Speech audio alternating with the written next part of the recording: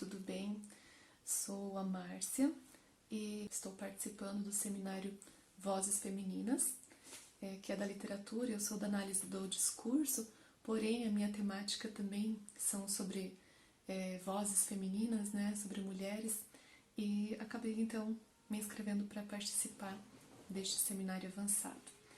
Bem, foi muito difícil a minha escolha em relação a qual mulher escolher, né? Estou aqui com a Safiotti, que também gosto bastante, inclusive estou usando na minha dissertação, a Simone de Beauvoir, a Frida Kahlo, que eu sou muito apaixonada, mas por fim eu acabei decidindo pela emblemática, né, Eva Perón, que é argentina. Bom, eu vou falar então um pouquinho aqui sobre a Eva Perón, né, e essa figura que até hoje é bem viva nos pensamentos não só da Argentina, né? Tem se tornado uma figura internacional.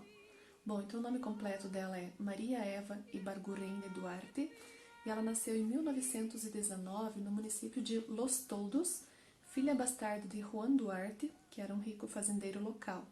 Cresceu numa vizinhança humilde, dividindo o mesmo quarto com a mãe e os irmãos. Ela era uma jovem que sonhava em ser atriz, né? Então mudou-se para Buenos Aires aos 15 anos e foi morar sozinha, né, para tentar então essa vida como atriz, que era um dos sonhos dela. Nos 10 anos seguintes, ela viveu em pensões baratas e participou de peças em papéis secundários, até que em 1944, durante um ato no Luna Park em Buenos Aires, Eva conheceu Perón, que era então viúvo, e no momento para arrecadar dinheiro para as vítimas de um terrível terremoto na cidade de San Juan. No ano seguinte, Eva e Perón se casaram. Como primeira-dama, Evita começou a crescer politicamente dentro do governo, fazendo aumentar um clima de invejas e paranoias no círculo do poder. Perón dependia do apoio dos militares, que não viam Eva com bons olhos.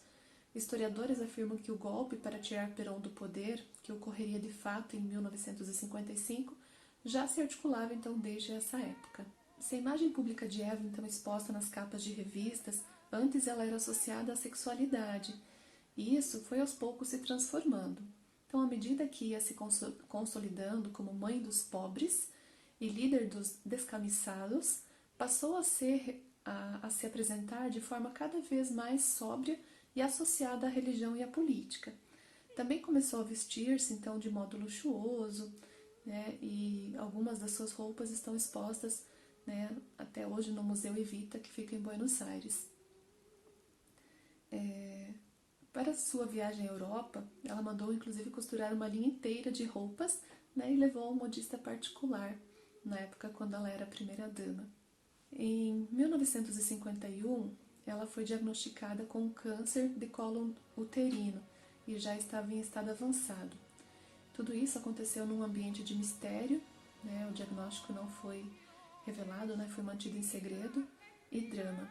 Evita passou a agonizar a olhos vistos.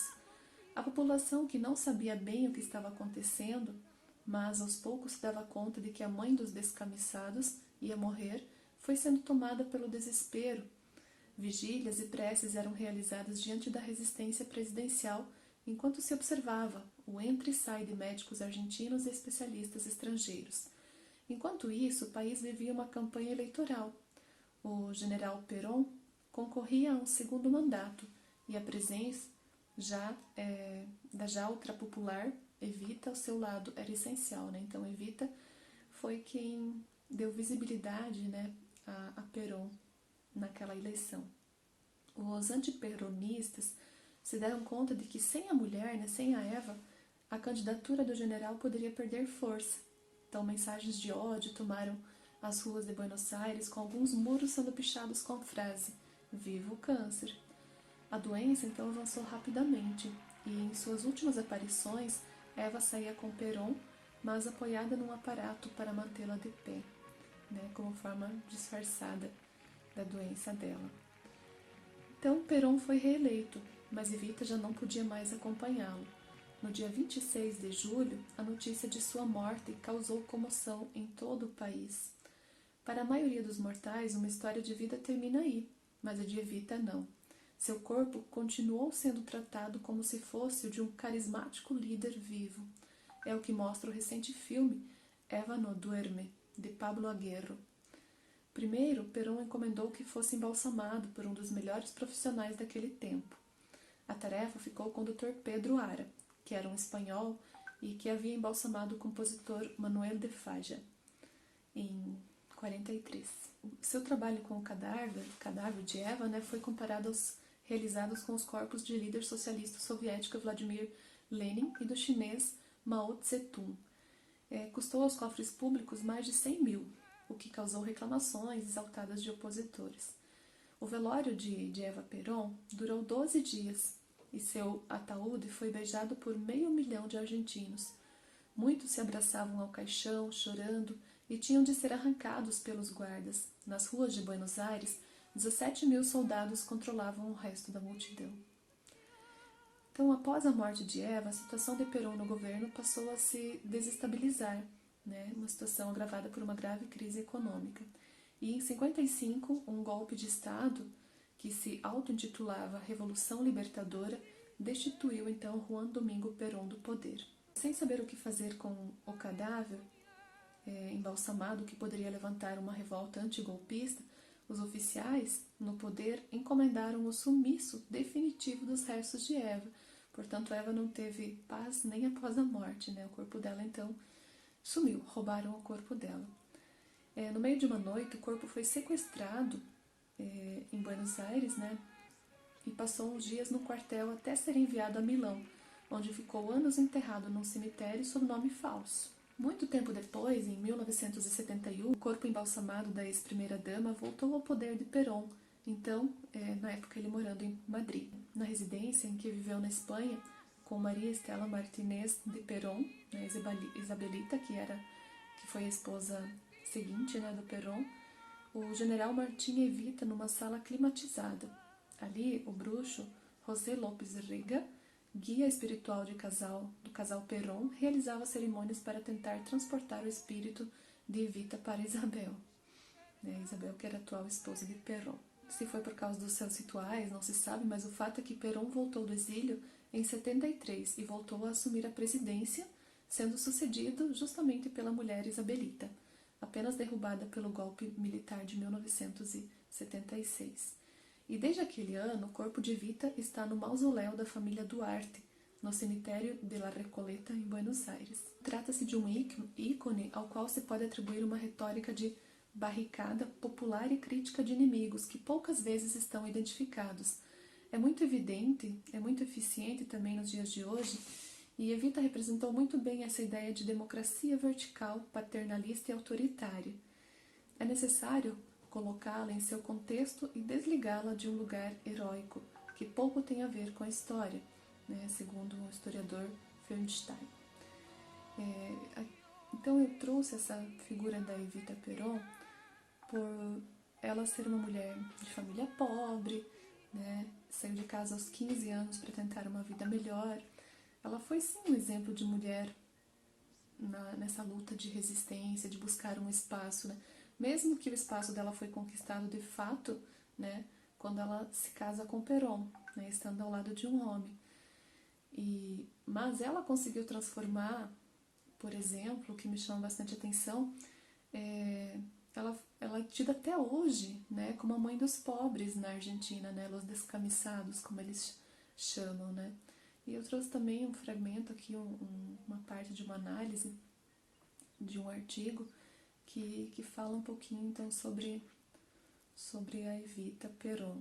Então, conforme aponta a historiadora Maria Helena Rolim Capelato, Eva Perón configurou-se como personagem adequada para representar a encarnação viva do mito feminino da redenção. Ela era conhecida como santa também. Sua capacidade de liderança era inquestionável.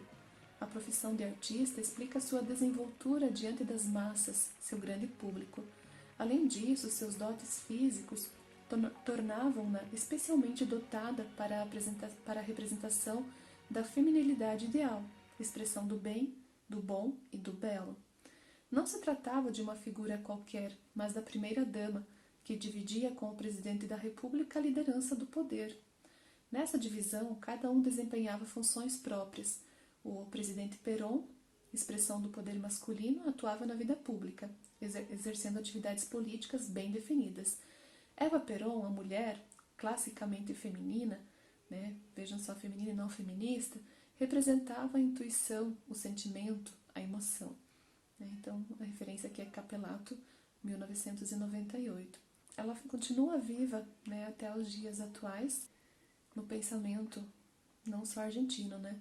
Então, posteriormente foi feito um filme, né, chamado Eva Perón, que estreou nos cinemas americanos e principalmente, claro, aí a gente sabe que os fins são do capitalismo, né? Mas eu quero finalizar com uma outra citação então, conforme apresentado, então procurou-se realizar algumas reflexões sobre os elementos básicos, né, que constituem e permeiam o imaginário político do mito Evita, né?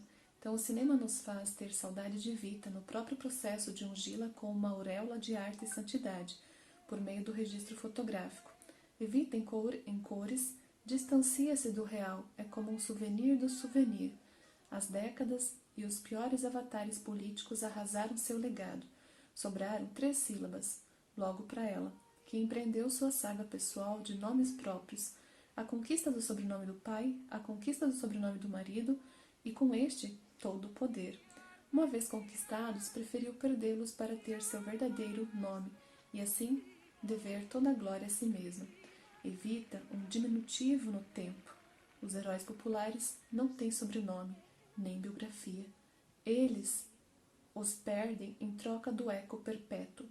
Evita reina na memória coletiva dos argentinos, como emblema desse tempo feliz, quando os pobres acreditavam encontrar seu espelho. Não há razão para chorar. Aqui nós temos uma referência do Labado do Garcia Vázquez. É isso. Muito obrigada.